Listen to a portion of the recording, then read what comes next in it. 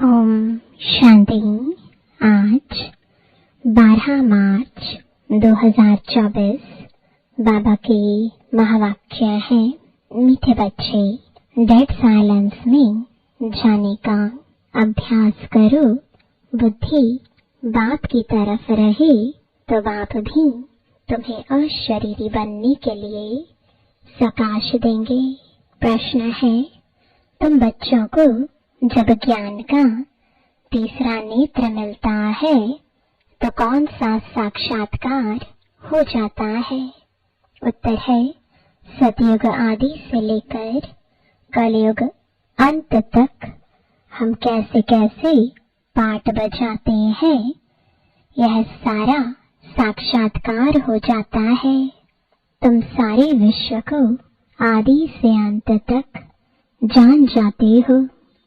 जानने को ही साक्षात्कार कहा जाता है। अभी तुम समझते हो कि हम दैवी गुणों वाले देवता थे, आसुरी गुण वाले बने, अब फिर दैवी गुणों वाले देवता बन रहे हैं। अभी हम नई दुनिया नए घर में जाएंगे। ओम शांति। बच्चे बैठे हैं याद की यात्रा में। बेहद का बाप तो यात्रा में नहीं बैठे हैं, वह तो बच्चों को प्रकाश की मदद दे रहे हैं, अर्थात इस शरीर को भुला रहे हैं। बाप की मदद मिलती है कि बच्चों को शरीर भूल जाए। प्रकाश देते हैं आत्माओं को, क्योंकि बाप देखते ही आत्माओं की तरफ है। तुम्हारी की बुद्धि बाप की तरफ जाती है। बाप की बुद्धि व दृष्टि फिर बच्चों की तरफ है, फिर बच्चों की तरफ जाती है। फर्क है ना? तो बाबा ने डेड साइलेंस का अनुभव कराया। यह अभ्यास करते हो डेड साइलेंस का। शरीर को छोड़ अलग होना चाहते हो। आत्मा समझती है कि जितना याद करते रहेंगे उतना इस शरीर से निकल जाएंगे। जैसे सर्प का मिसाल देते हैं, जो मिसाल देते हैं उसमें जरूर कुछ खूबी होती है। तुम जानते हो हम शरीर छोड़कर वापस चले जाएंगे और फिर आएंगे। यह बातें और कोई नहीं जानते। यह ड्रामा को कोई भी जानते नहीं है। कोई भी ऐसी गारंटी नहीं देते कि इस याद से तुम्हारे विकर्म विनाश होंगे। ऐसी बात कोई भी सुनाते नहीं है। तुम बच्चे जानते हो हमारी अब वापसी जर्नी है। आत्मा का बुद्धि योग उस तरफ है। अब नाटक पूरा हुआ, अब घर जाना है। बाप को ही याद करना है। वही पतित पावन है। गंगा के पानी को तो लिबरेटर और गाइड नहीं कहेंगे। एक बाप ही लिबरेटर और गाइड हो सकता है। यह भी बड़ी समझने और समझाने की बातें हैं। वह तो है ही भक्ति, उनसे कोई कल्याण नहीं हो सकता। बच्चे जानते हैं पानी तो स्नान के लिए है, पानी कभी पावन नहीं बना सकता। ऐसे भी नहीं भावना का भाड़ा मिल सकता है। भक्ति मार्ग में उनका महत्व रख दिया है। इन सब बातों को कहा जाता है अंधश्रद्धा। ऐसी श्रद्धा रखते रखते मनुष्यों को टाइटल मिल जाते हैं, अंधे की औलाद, अंधे। भगवान वाच है ना, अंधे और सज्जे कौन है यह भी तुम जानते हो। अभी सारे सृष्टि के आदि मध्य अंत को बाप द्वारा जाना है। तुम बाप को जान गए हो, इसलिए सृष्टि के आदि मध्य अंत और ड्यूरेशन को भी जान गए हो। एक एक बात पर विचार सागर मंथन कर अपना आपे ही फैसला करना होता है। भक्ति और ज्ञान का कंट्रास्ट है। ज्ञान बिल्कुल ही न्यारी चीज है। यह नॉलेज नामी ग्रामी है। राजयोग की पढ़ाई है ना। बच्चों को यह भी मालूम पड़ा है देवताएं संपूर्ण निर्विकारी थे। रचता बाप ही बैठ अपना परिचय भी देते हैं। वह है परम आत्मा। परम आत्मा को ही परमात्मा कहते हैं। अंग्रेजी में सुप्रीम सोल कहा जाता है। सोल अर्थात आत्मा। बाप की आत्मा कोई बड़ी नहीं होती है। बाप की आत्मा भी ऐसे ही है जैसे तुम बच्चों की है। ऐसे नहीं बच्चे छोटे बाप बड़ा है, नहीं, वह सुप्रीम नॉलेजफुल बाप बहुत प्यार से बच्चों को समझाते रहते हैं। पाठ बचाने वाली आत्मा है। जरूर शरीर धारण कर पाठ बचाएगी। आत्मा के रहने का स्थान शांति धाम है। बच्चे जानते हैं आत्माएं ब्रह्म महातत्व में रहती हैं।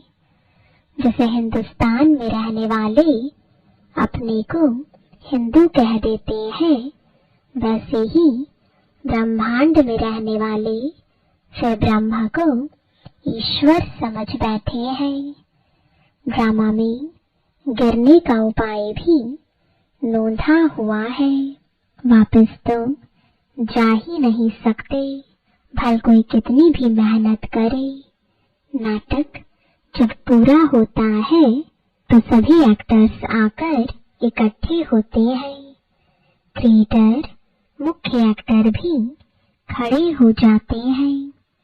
बच्चे जानते हैं अब यह नाटक पूरा होता है। यह बातें कोई भी साधु संत आदि जान नहीं सकते।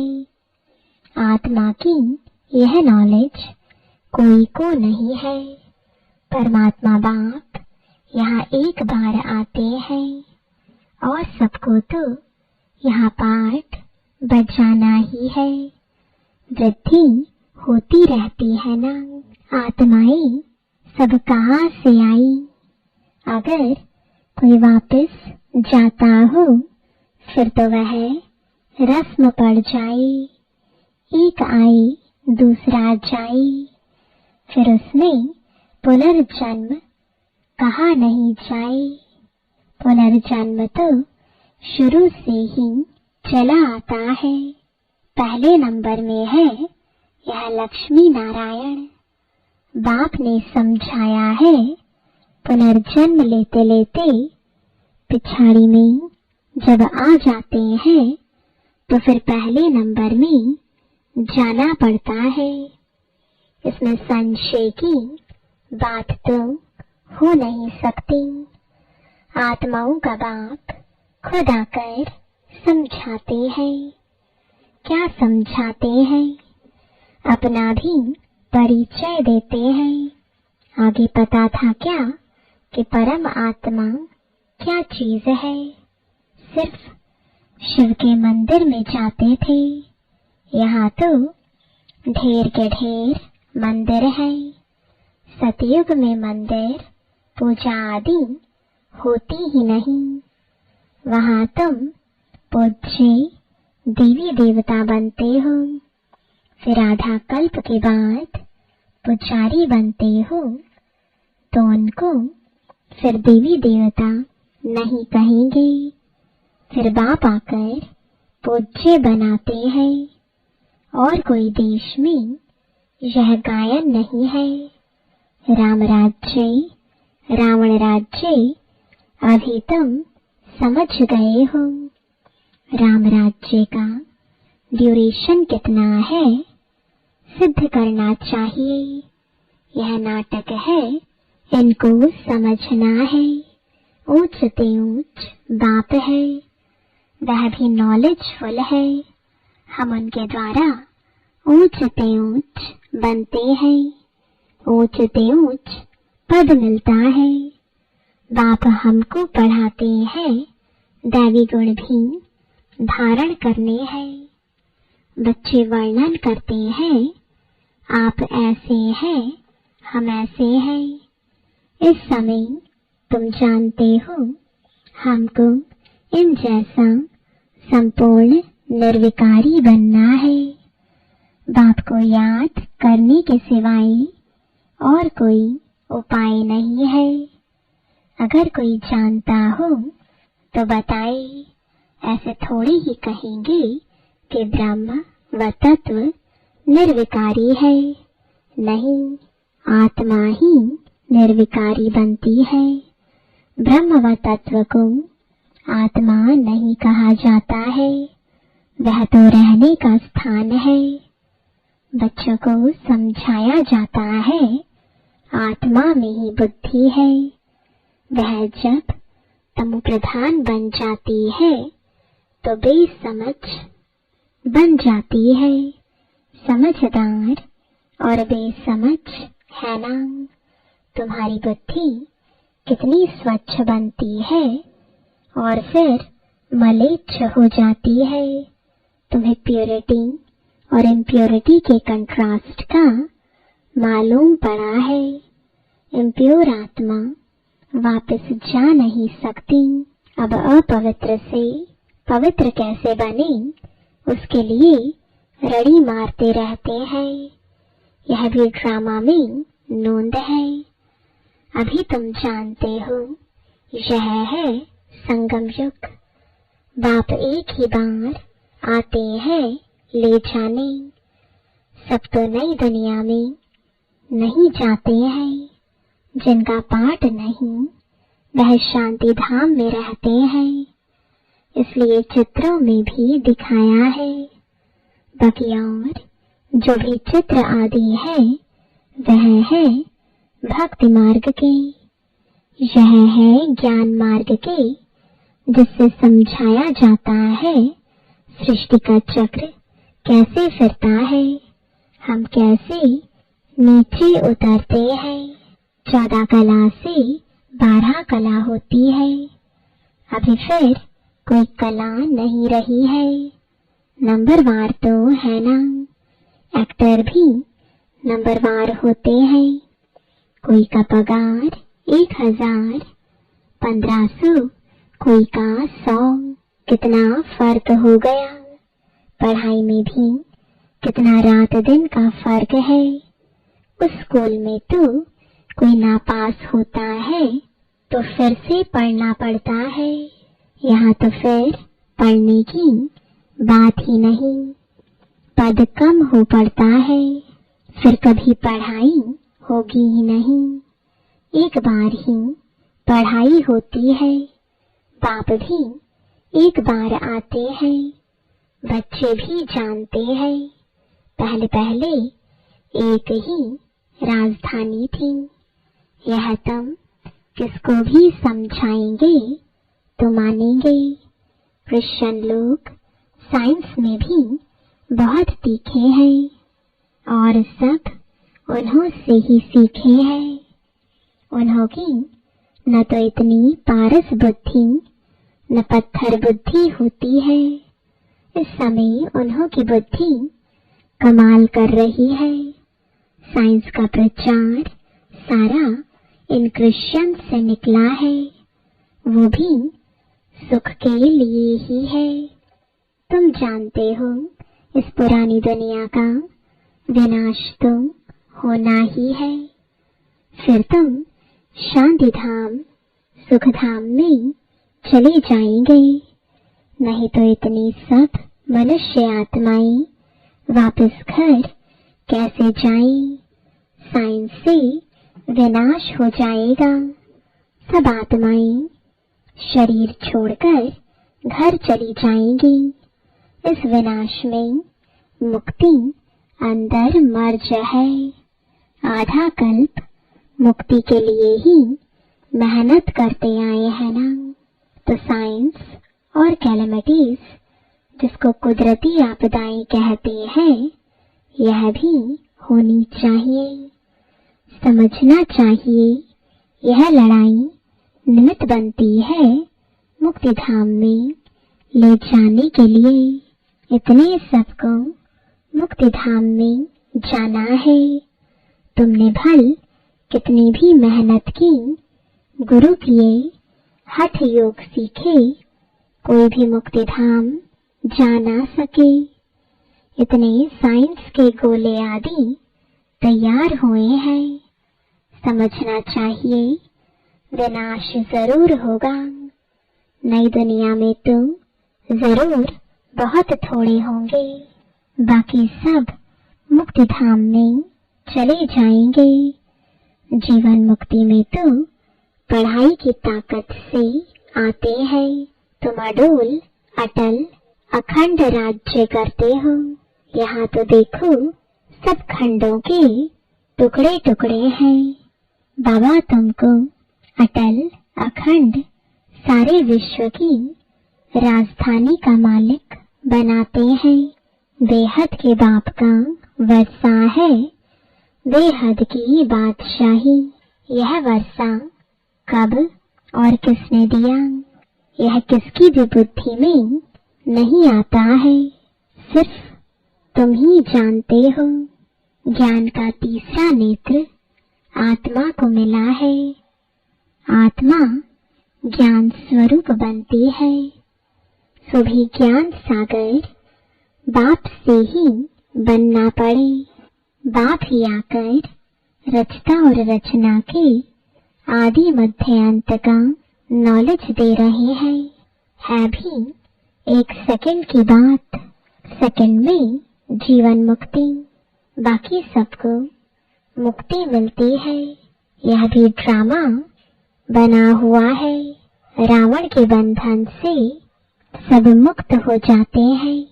वो लोग विश्व में शांति के लिए कितनी मेहनत करते हैं, यह सिर्फ तुम बच्चे ही जानते हो कि विश्व में और ब्रह्मांड में शांति कब होती है।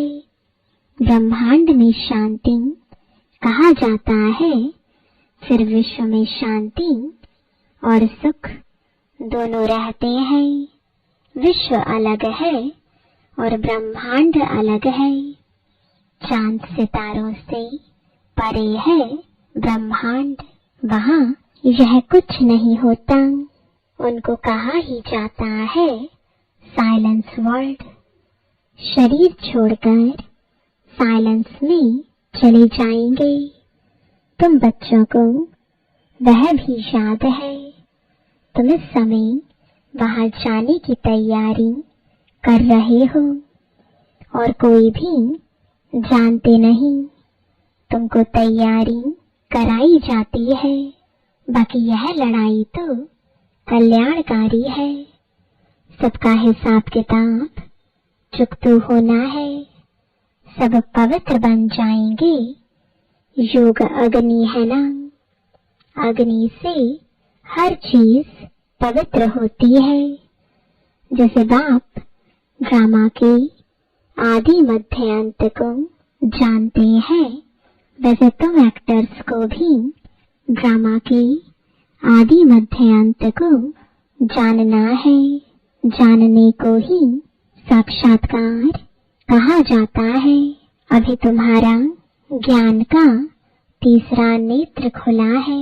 बरोबर हम सारे विश्व को सतयुग आदि से कलयुग अंत तक पूरा जान चुके हैं। दूसरा कोई भी मनुष्य मात्र नहीं जानते।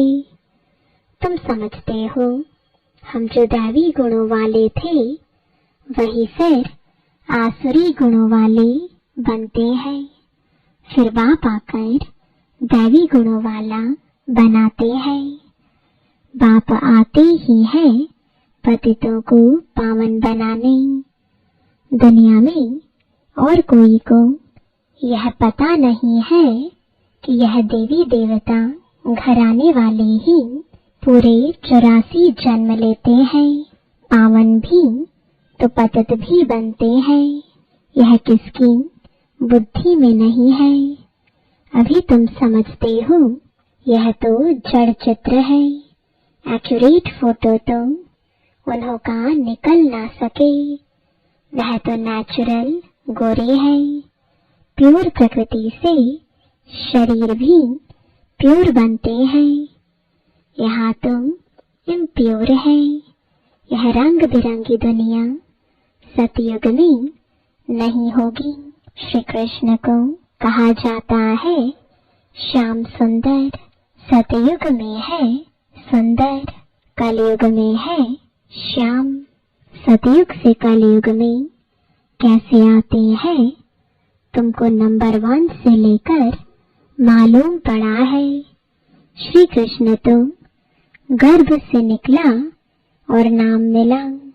नाम तो जरूर चाहिए ना, तो तुम कहेंगे श्री कृष्ण की आत्मा सुंदर थी फिर श्याम बनी, इसलिए श्याम और सुंदर कहा जाता है।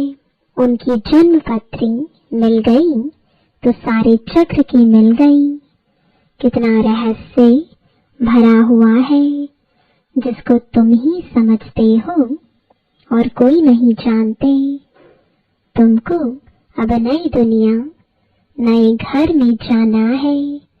जो अच्छी रीति पढ़ाई पढ़ते हैं वही नई दुनिया में जाएंगे। बाबा है बेहद की सारी दुनिया का मालिक, सभी आत्माओं का बाप। बाप को मालिक कहा जाता है।